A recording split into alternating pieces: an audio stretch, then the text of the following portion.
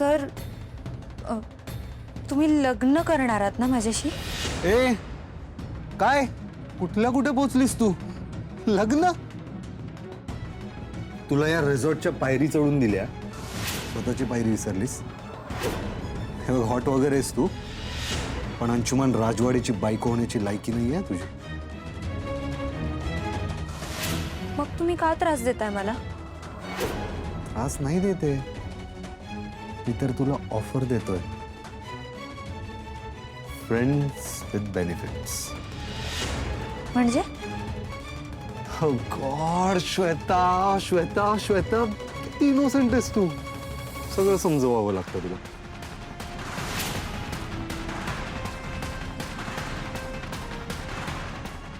माझ्या काही स्पेसिफिक गरजा आहेत, त्या तू पुरव आणि बदल्यात मी तुझ्या गरजा पुरवेन. सिंपल.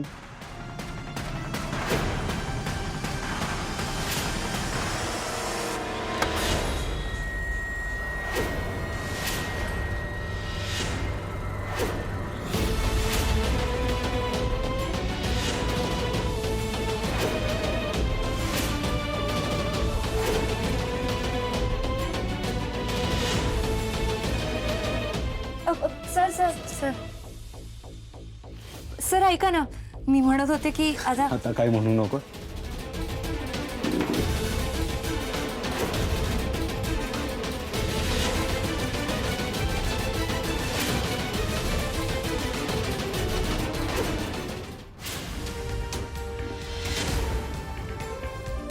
आता सोपं आहे का?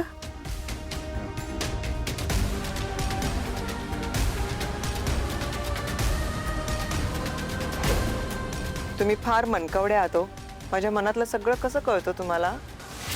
मी अगदी प्रयत्नाची शर्थ करेन ना यांचं लग्न मोडण्यासाठी. त्याची चिंता करू नका, अधीराचं लग्न मोडा बस. अधीराने हे घर सोडलं की तुमच्या नावावर एक मोठा फ्लॅट मी बुक करणार आहे. खरं बोलताय तुम्ही? अगदी तुमच्या गळ्यात शपथ. माघार नाही घ्यायची नंतर? अजिबात नाही. थँक्यू. मग बघा, कोणी या छोट्या घरावरनं टोमणे मारणार नाहीत तुम्हाला. हो ना, हो तेच तर रुततं ना मनाला. येऊ मी?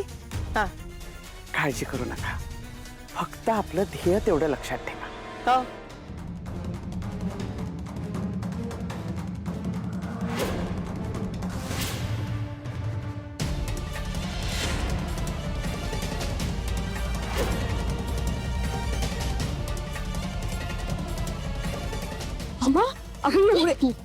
एवढे पैसे? ते दोन बंद ठेव. तुला काय करायचंय कोणी दिले ते?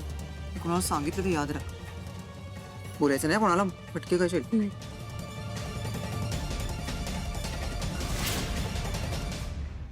आवाज आला आता कसला तरी. नाही सर, मांजर असेल बाहेर. पण सर आपलं बोलणं अर्धवट राहिलं ना. आणि पण सर मी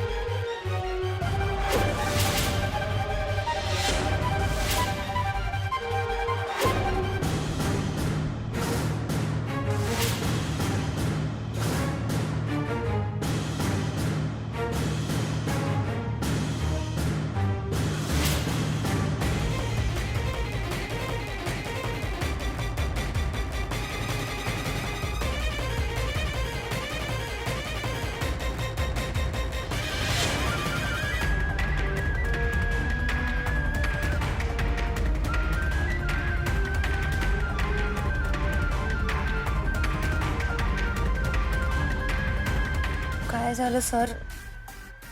असं का बघताय? मी डेफिनेटली आवाज ऐकला होता. पण सर खरंच मी कुठलाच आवाज नव्हता ऐकला.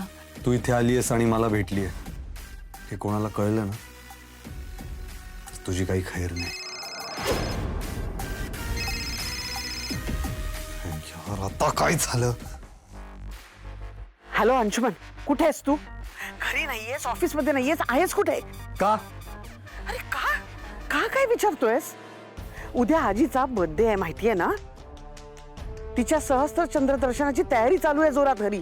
आणि तूच नाहीयेस. समोर मला सारखा विचारतोय, अंशुमन कुठे, अंशुमन कुठे? अरे आपल्याला निदान त्याच्यासारखं दाखवावं तरी लागेल. तो कसं सारखा आपली फॅमिली आपलं कुटुंब करत असतो. What nonsense Maugham. मला फॅमिलीची आठवण सुद्धा येत नाहीये. बोर होत आहे मला आणि मी बिझी आहे मॉम. आगाऊपणा करू नको. मी सांगितलं ना, असशील तिथून ताबडतोब निघून ये. That's it. काय झालं सर? समर सरांचा फोन होता का? समर तुला काय करायचंय? जास्त ओव्हरस्मार्ट बनायचं नाही. लायकीत राहायचं.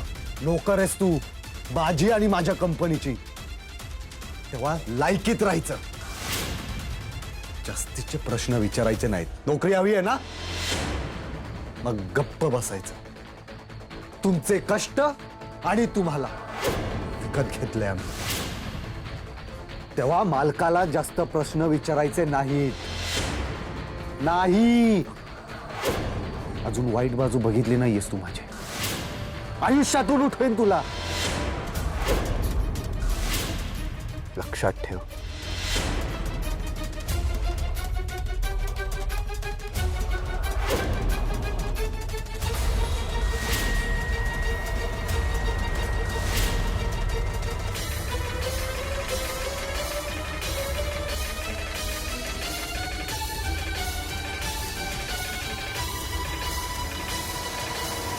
श्वेता, बरी आहेस ना तू? ओके ओके, शांत आहे. त्यांनी माझा गळा धरला मॅम. मला धमकी दिली आयुष्यातून उठवण्याची. हो हो राजा, शांत हो. मला कळतंय, सगळं कळतंय मला. पण आता तो तुझ्या केसांनाही धक्का लावू शकणार नाही. हां, हे बघ, आपण सगळं रेकॉर्डिंग केलंय ना. फोनमध्ये त्यांनी जे काही केलंय ना, ते सगळं रेकॉर्ड केलंय मी. आता काही काळजी करू नकोस. ओके, शांत हो श्वेता. भास भास भास. ऐक ए राजा, तर आपल्याला थांबता नाही येणार. इथे आपल्याला निघायला लागेल पटकन. हां, डोळे पुस.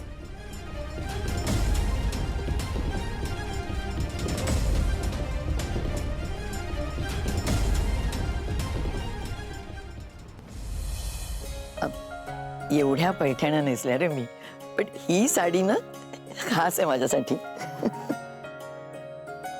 म्हणजे माझ्या नातवानी जे साम्राज्य उभारले ना, त्याचा मला खूप अभिमान वाटतो. म्हणजे देवाच्या दयेने ना माझ्याकडे सगळं होतं रे पिंट्या. तुझ्या आजोबांना मला घर खर्चाला पैसे द्यायचे. आमचं सगळं छान भागायचं रे त्याच्यामध्ये. पण जेव्हा त्यांचा व्यवसाय चांगला चालायला लागला ना, तेव्हा त्यांनी ज्या महागड्या आणि सुंदर साड्या आणल्या ना, त्यांना मात्र मी कधी नाही नाही म्हटलं. कारण काय असतं, आपल्या जवळच्या माणसाला आपल्या यशामध्ये सहभागी करण्यात जो आनंद असतो ना, तो मला त्यांच्याकडनं हिरावून घ्यायचा नव्हता. म्हणून मी त्या साड्या घ्यायची नाही. अरे किती महागडी साडी घेतलीस तू माझ्यासाठी आज. किती वेळा नेसणार आहे रे मी. म्हणजे 2दा अंगाला लागली ना तरी पुरे. पण मी घेणार आहे. म्हणजे तुझ्या कर्तृत्वाचा सन्मान आहे ना, हा, म्हणून घेणार आहे.